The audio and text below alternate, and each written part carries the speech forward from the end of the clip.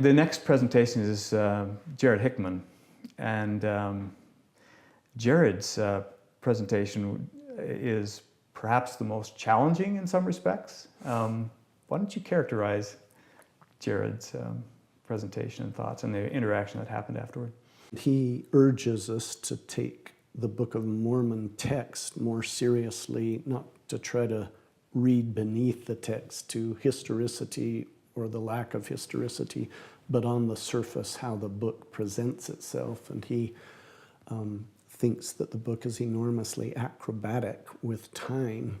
He even calls the Book of Mormon a wormhole, which he does not mean in a denigrating sense, but rather that it scoots through time in very important ways that we need to pay more attention to. He gets some pushback from the, I think some acceptance, some intrigue, and also some pushback, because that notion taken too far sort of obliterates any historical context. I remember in particular Terrell Givens's exchange with Jared, that he acknowledged there's something to what he's saying and we have to come to terms with it. But he argues that Jared is overstating the case and that there are other traits of at least parts of the Book of Mormon that are very insistent upon a particular time and place. So it's a very interesting exchange. Interesting and lively exchange. It's great. So enjoy that one.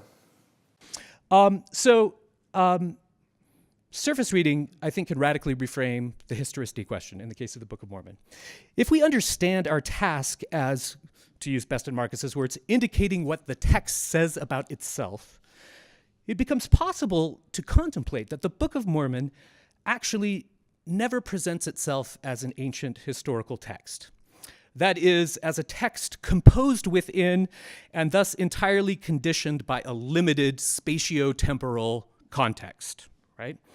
Rather, it quite candidly presents itself from start to finish as a text that is not conventionally bound by space-time. The Book of Mormon's anachronism is, I want to say, unembarrassedly integral to it. It is a remarkably assured and comprehensive prolepsis. The book's point of departure is Lehi's visionary apprehension of the imminent Babylonian captivity, which is revealed to him in the pages of a book that is given to him by 12 angelic figures who, we are told, appear following, quote, one descending out of the midst of heaven, whose luster was above that of the sun at noonday. In other words, Lehi is warned, this is chapter 1, mind you, of the Book of Mormon, right? Lehi is warned of the Babylonian captivity 13 years before it happens, by way of a book given him by men who will not be born for another 600 years, Jesus and his apostles. So the Book of Mormon is a wormhole right from the get-go, right? This is chapter 1, right? Its temporality is never anything but extravagantly nonlinear, right? So just consider, by the end of the 32nd of 239 total chapters, and only 40 or so years into its 1,000-year main narrative, that is only an eighth of the way into the text and a 25th into the time span of its main narrative, around 560 BCE, according to the text's internal chronology. The righteous descendants of Lehi and the narrators of the Book of Mormon, the Nephites, can already do the following. 1, worship Jesus Christ by name, 2 Nephi 10:3, which includes foreknowledge of his birth by a virgin, baptism, crucifixion, and resurrection, and a thoroughly developed Christian soteriology. That is, a conception of how Jesus is, quote, the savior of the world, right? 2, they can anticipate their own extinction at the hands of their brethren, the Lamanites, 1,000 years later, around 420 CE, thereby spoiling the narrative, right? Because this is how it inevitably ends. And 3, they can foresee the eventual recovery of their record 2,500 years later by a seer named Joseph, an event that is imagined as transforming 19th century America. So this is all to say, right, that the Book of Mormon is a sustained exercise in, to borrow a phrase from Abinadi, quote, speaking of things to come as though they had already come. And this formal feature, apart from whatever it might suggest about Book of Mormon authorship, defines the text, I want to say. So a strong reading of the Book of Mormon's comprehensive prolepsis, that is, speaking of things to come as though they had already come. That's a pretty great definition of prolepsis, actually, from Abinadi, right? It might even lead us to suggest that the text itself supplies as the context of both its reception and its production a spatiotemporal frame that far exceeds that of the ancient Near East or a diaspora of ancient Near Eastern peoples in the Americas. And pertinent here is the opposite bookend of Lehi's vision in 1 Nephi 1, Moroni's peroration upon burying the records. Quote, "O ye wicked and perverse and stiff-necked people, I speak unto you as if ye were present, and yet ye are not. But behold, Jesus Christ hath shown you unto me," there's an interesting convergence with the Wentworth letter, "and I know your doing. And I know that ye do walk in the pride of your hearts. For behold, ye do love money and your substance and your fine apparel and the adorning of your churches more than ye love the poor and the needy, the sick, and the afflicted." So what is suggested here is that the narrators of the Book of Mormon foresee the American 19th century with such clarity as, in some sense, to inhabit it and be formed by it. Implicit, if not explicit, in this passage is that the moral and narrative content of the Book of Mormon is shaped by the narrator's professed foreknowledge of the American 19th century into which their book will come forth. So if we embrace the ethic of surface reading, the forthrightness, even the flamboyance of the Book of Mormon's anachronism can be taken first and foremost as the Book of Mormon's own instructions as to how it is to be read, right? It's telling us what it is, right? And in that is a set of instructions about how we should regard it, how we should approach it. That is, the text is self-consciously and committedly anachronistic and asks to be entertained as such. This interpretive possibility explodes the hermeneutical dualism that has until now largely prevailed. For both many Mormon readers and most non-Mormon readers have often operated on the premise that the text's anachronism is at odds with rather than at the very heart of the text's claims. More precisely, both have regarded the text's burden to be to validate its alleged antiquity. Both assume the Book of Mormon asks to be read as an ancient text, and so anachronism becomes the non-Mormon reader's proof of the Book of Mormon's modernity, right? Like, oh, look, this is clearly not ancient. And then for a certain kind of Mormon reader, it becomes that which has to be explained away as non-existent or non-essential to the text. So what I'm suggesting is that although Joseph Smith and Mormons, early and contemporary, may have asked for the text to be read as ancient, the Book of Mormon itself, in its ostentatious anachronism, may not be asking to be read as an ancient historical text at all. Rather, it asks to be read as a messianic text that plays fast and loose with space and time, and thus bids us to unconventional forms of historicization, including profound theoretical interrogations of the intellectual coherence of historicizing projects in general. And so the third and final move. If a rigorous surface reading suggests that the Book of Mormon actually makes no claim to originate in a discrete space-time, right, to be firmly anchored in one moment in time and space, then I think we're invited to rethink the sense in which it is a translation. And specifically, the recognition of the Book of Mormon as a messianic text encourages us to distinguish and set aside what I will call linguistic translation, which presupposes a text's distinct historicity, in favor of an alternative period conception of translation that was of the greatest interest to Joseph Smith and in fact on fine display in the Book of Mormon. This alternative conception of translation I will designate, for reasons shortly to become clear, metaphysical translation. And appropriately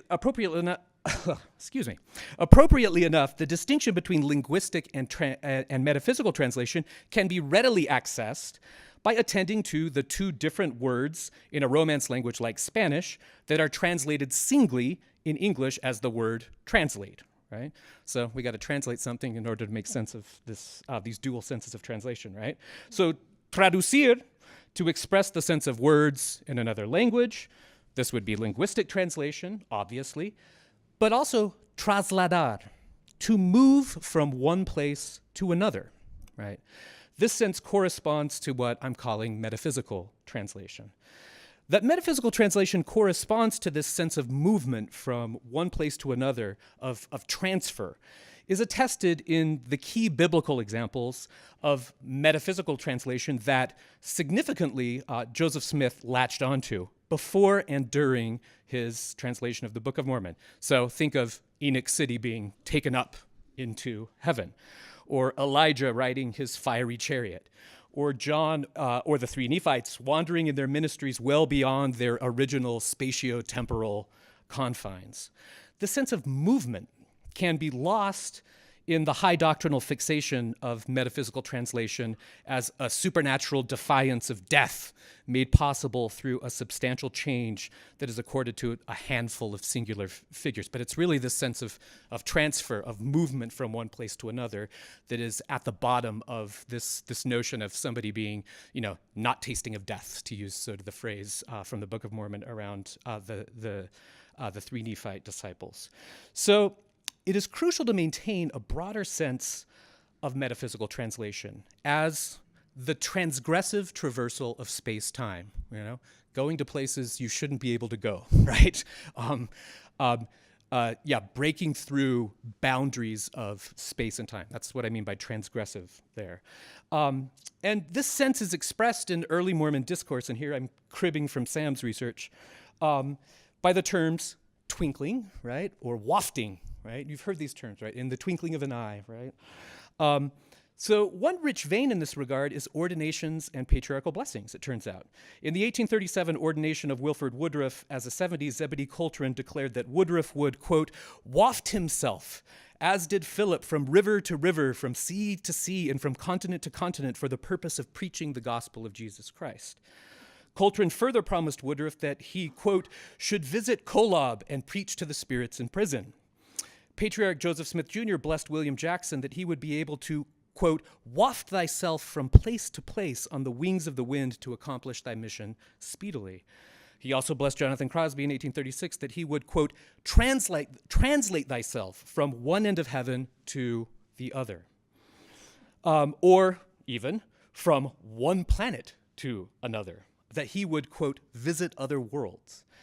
And again to Lorenzo Snow, also in 1836, quote, thou shalt have the power to translate thyself from one planet to another, power to go to the moon if thou shalt desire it.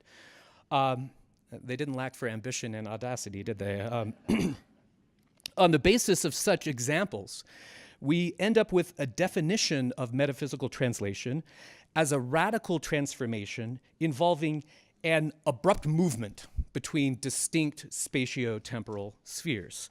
This broader sense both encompasses the classic biblical examples of divinely cheating death, but it also might include the historical theophanies, or the panoramic visions, to use Sam's term, that arguably constitute the distinctive matter and fundamental mode of Mormon scripture and revelation. Visions in which people are often described as carried away to vantage points from which they are given the brain rewiring privilege of seeing beyond their own space and time, an experience that amounts to transcending one's mortality, even tasting a kind of immortality, we might say. The Book of Mormon in particular is full of such visions, which a practice of surface reading might enjoin us to interpret as an indication of what the Book of Mormon itself is. So to echo Sam, that the Book of Mormon, through all these examples, right, might be telling us I am a metaphysical translation rather than a linguistic translation. If you want to think about me as a translation, it is in these terms of transgressive traversal of space-time, of sort of divine movement, right, across space and time. So, in other words, the Book of Mormon doesn't just contain examples of metaphysical translation, and there aren't just a whole bunch of there's not evident interest in metaphysical translation from Joseph Smith and others around the translation of the Book of Mormon and the new translation of the Bible, I would add. It is itself an example of metaphysical translation, the Book of Mormon. So to think of the Book of Mormon as the product of a venture in metaphysical rather than linguistic translation can powerfully illuminate not only the Book of Mormon, but early Mormonism as a whole. This alternative practically cries out to us when we confront the primal scene of Book of Mormon translation, with the ostensible source text sitting covered on an adjacent desk, if that, awaiting linguistic translation. Joseph Smith instead looked into a seer stone in a hat. He literally turned away from linguistic translation toward the kind of visionary experience he had always enjoyed through his stones. A visionary experience that might well be described as metaphysical translation, wafting across and into the earth in order to access spatio-temporally remote dimensions of being containing unforeseen treasures. Through his stones, Smith, I want to suggest the Book of Mormon suggests, launched himself across space and time to ancient America and dictated from within that envisioned space-time the text of the Book of Mormon. And what that text revealed above all was that ancient American prophets had launched themselves across space-time in the same manner to meet him, as it were. Metaphysical translation as a transformative process either of divine revelation or sustained imagination, or perhaps both, is the sign under which we might think not only of Joseph Smith's specific translation projects, such as the Book of Mormon, but his religion-making project as a whole. Can we think of translator, right, in the Venn diagram of Joseph Smith's sort of many functions and many activities as the encompassing circle in the end, that it's this aspiration to transgressively traverse space and time that accounts for pretty much everything that he does, everything that he is up to. So I think that I will leave it there. At the moment, I have some other things I could say about an additional sense of translation but it involves Latin words, and so I can bring that up later if people are interested. But I think that I will stop there and invite Rosalind to interrogate me. All right, thank you. Thank you very much.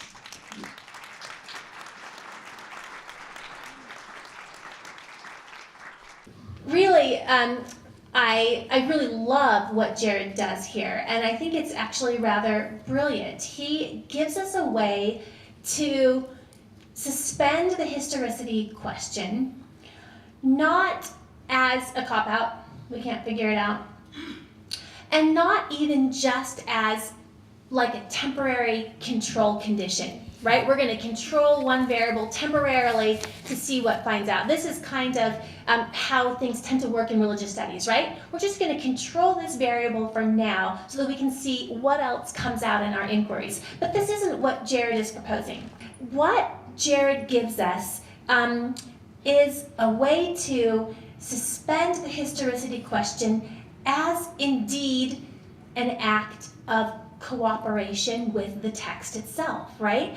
Of assent to the text itself. Maybe we could even frame it as a kind of fidelity or faithfulness to the Book of Mormon itself. That is, we are just going to pay attention to what it says about itself, right? It reminds me a little bit of a concept of methodological doubt and methodological belief. And what I mean about that is, in rational inquiry, as we are thinking critically about an idea, one way that we might try to figure out if it's sound is by testing it, by doubting it methodologically, right? Not as a kind of existential doubt, is this really true? But we just say, for the moment, let's probe this and test it, and let's doubt it, and see if we can prove it wrong. And if we can prove it wrong, then that will have helped us in our quest to understand what's really happening. So that's a kind of methodological doubt that we associate with the Enlightenment. And there's a scholar named Peter Elbow who, several decades ago now, has proposed a sort of complementary idea of methodological belief. Now, this isn't like a kind of ultimate belief, meaning that any idea that you read, you have to adopt as the center of your life forever and ever. But temporarily, let's try to believe this. Let's try to inhabit it and understand it and use it to look at the world, at least temporarily, and see what we can learn from that exercise. And this is what he calls methodological belief. Most of us can't really choose what we believe in an ultimate sense, right? It's very difficult to just choose what you're going to believe and put at the center of your life. Usually these things capture us more than anything. But we can, in a kind of methodological sense, choose to, for a moment, inhabit the perspective of an idea or a text and believe it in that sense. So I want to ask Jared if he thinks that this is a useful way to think about the idea of surface reading as he presents it here. Is it a kind of methodological belief? Is that something that anybody can adopt with respect to the Book of Mormon, regardless of your confessional standpoint or where you approach it as a believer or non-believer? And does it indeed involve this sense of kind of assent, right, and cooperation with it? Am I characterizing your idea correctly here? Yes, I think I think so. You've done it again, Rosalind. You got it exactly right. No, I think those are useful terms to think with: methodological belief and methodological doubt. And that note is definitely struck in some of the proponents of what gets called surface reading. That the language of humility, right, and of a kind of giving oneself over to the text occurs in this discourse, and some would say, the critics would say, right, a kind of a mystification of the text as well, right. One of their fundamental premises, arguably, is something like what James Kugel describes for a sort of shift in biblical or a characteristic move of biblical hermeneutics among the religious communities, right, who make the Bible, right, which is that you assume that the text is just supercharged with meaning, right, and that you can just keep mining it, right. You expect it to be able to generate infinite meaning. There's a way in which that's the sort of theological analog for what the surface readers are doing, that they're just expecting that the text is going to talk to them and keep talking to them if they approach it with due reverence, right, with due respect. So I think those terms are useful. And to your point, I mean, what I take you to be asking is, what distinction there might be between belief qua belief in the Book of Mormon and what that might mean, and then methodological belief in the Book of Mormon, and who would have access, right, to that particular posture. I would cite any number of the folks, many of whom I'm taking credit for this, I have recruited to the cause, right, my very smart non-Mormon colleagues. This has been my my primary concern is getting my 19th century Americanist colleagues to shame them into reading the Book of Mormon. It's like, you are not, you're not a 19th century Americanist worthy of the name, right, if you have not read the Book of Mormon, right? So I would cite, the work of people like Liz Fenton, right, or Pete Coviello, right?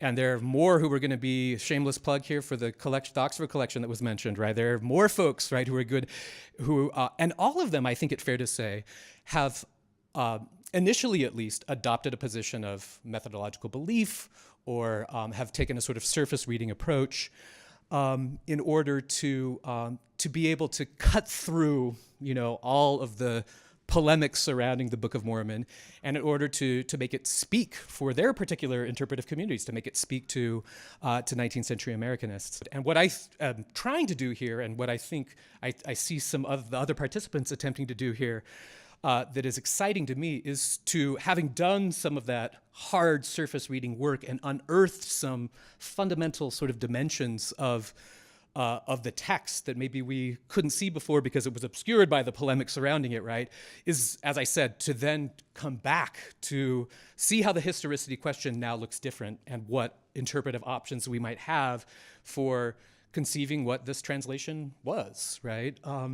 And that I take to be very exciting. Another thing I see the work that's being presented here potentially doing, right, is getting us to think about the theological opportunity of reconsidering the translation, right? To this point, I think it's fair to say that theological opportunity inherent in sort of figuring out what Joseph Smith was doing has been conceived primarily defensively, right? As like the theological opportunity of figuring out the translation and providing a sort of a thick account of it is simply to render the claims of the LDS Church as secure as possible, right?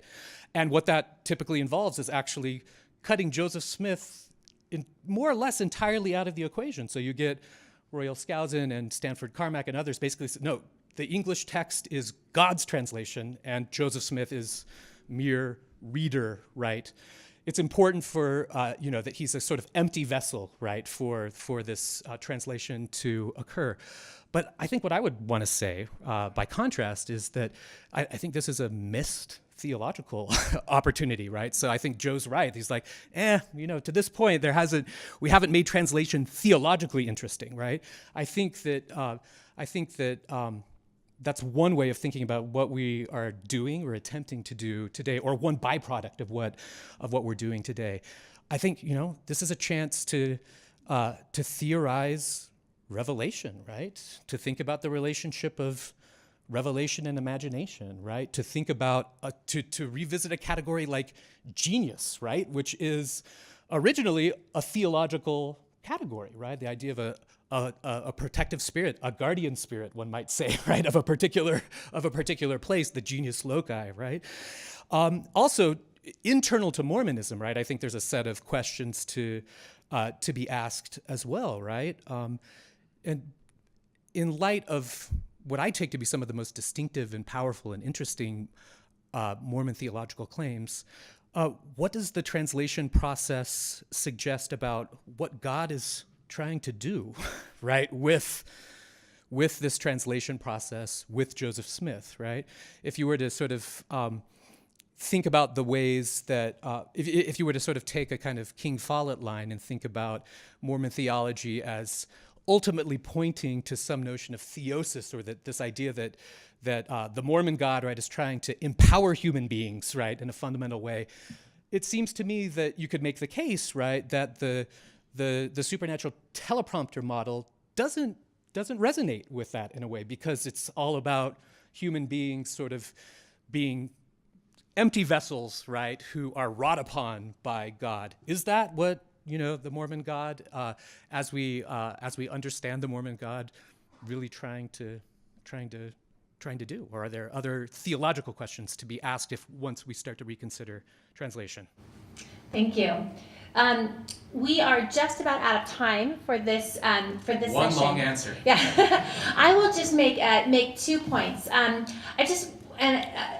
So to take the Book of Mormon and to read it, to give it a surface reading, I think, if I understand what Jared is doing, doesn't mean that we take it literally, or that we take it word for word as some kind of veridical truth. And the reason why is because if we take the Book of Mormon seriously, it tells us that, in fact, it makes a point of repeating over and over again that it was written by flawed human beings who made mistakes, right? It emphasizes again the difficulty of transmission, the errors that were made, and it foregrounds the fact that it has to be read critically. So there's this double move that's at work in what you do, right? If we take it seriously on its surface, what it tells us is that we should read it critically because it was made by humans who make errors, and not literally. So there's a difference between a literal reading and a surface reading, if I'm understanding what you're saying. That's right. So then there's a third move here, right? We're kind of going in and out. So